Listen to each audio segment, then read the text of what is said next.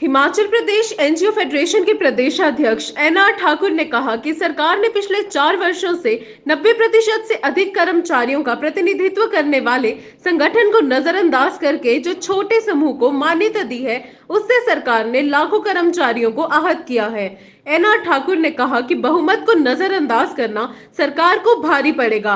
आज कुछ अधिकारी सरकार को भ्रमित कर मनमाने फैसले करवा रहे हैं, जो सरकार की सेहत के लिए ठीक नहीं है।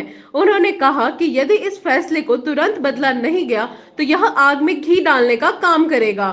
ठाकुर ने कहा कि उनके महासंघ ने 25 जुलाई को बिलासपुर में फेडरल हाउस रखा है, जिसमें अगली रणनीति की रूपरेखा तैयार की जाएगी। उन्होंने कहा कि यदि सरकार ने इसमें तुरंत हस्तक्षेप करके सबको विश्वास में नहीं लिया तो खामियाजा भुगतने के लिए भी सरकार तैयार रहे। मंडी से अश्वनी की रिपोर्ट।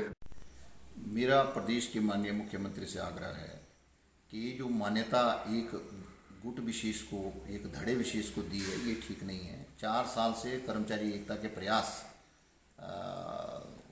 करने के लिए ही तो इतना बड़ा डिले जो हुआ। और आपने हमेशा कहा है, जब भी हम आपको मिलें कि संयुक्त सलाहकार समिति की बैठक बुलाइए, तो आपने हमेशा कहा कि आप कई धड़ों में या गुटों में बंटे हैं, इसलिए हम चाहते हैं कि आपकी एकता हो जाए और आपको सरकार बिठाएगी, मिल बैठ करके एकता करवाएगी और जल्दी से जल्दी संयुक्त सलाहकार समिति की बैठक हम उसके बाद बुलाएंगे। हम तो वही इंतज़ार करते रहे कि आप कब हमें बुलाएं, कब बातचीत हो और कोई सॉल्यूशन जो है वो एमिकेबली निकले। हमने तो ये भी कहा था कि किसी को अगर सेक्रीफाइस करना पड़ेगा या किसी को बाहर हटना भी पड़ेगा, वो हटें, लेकिन बिना विश्वास में लिए एकदम से एक धड़े को मान्यता दे देना, और वो भी उस धड़े को जो बड़ी मुश्किल से 10% से कम लोगों को प्रदेश के अगर रिप्रेजेंट कर रहा है। नीचे कहीं चुनाव नहीं हुए, कोई इकाइयाँ नहीं बनी, कोई जिलों में खंड स्तर पे, और सीधे ही स्टेट के चुनाव हुए और 90% कर्मचारियों को एकदम नज़रअंदाज कर देना, मेजोरिटी में जहाँ एम्प्लॉइज़ हैं उस धड़े को आप एकदम नज़रअंदाज कर रहे हैं, तो ये ठीक नहीं है।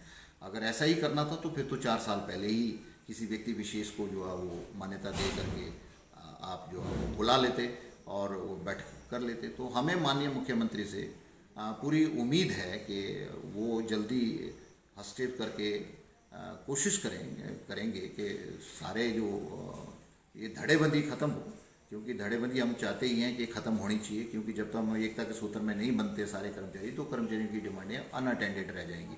संयुक्त सलाहकार समिति की बैठक जल्दी से जल्दी सरकार करें, कर्मचारियों की मांगों का समाधान हो, ये हम जरूर चाहते हैं, लेकिन साथ ही साथ हम ये भी चाहते हैं कि न्याय मिले।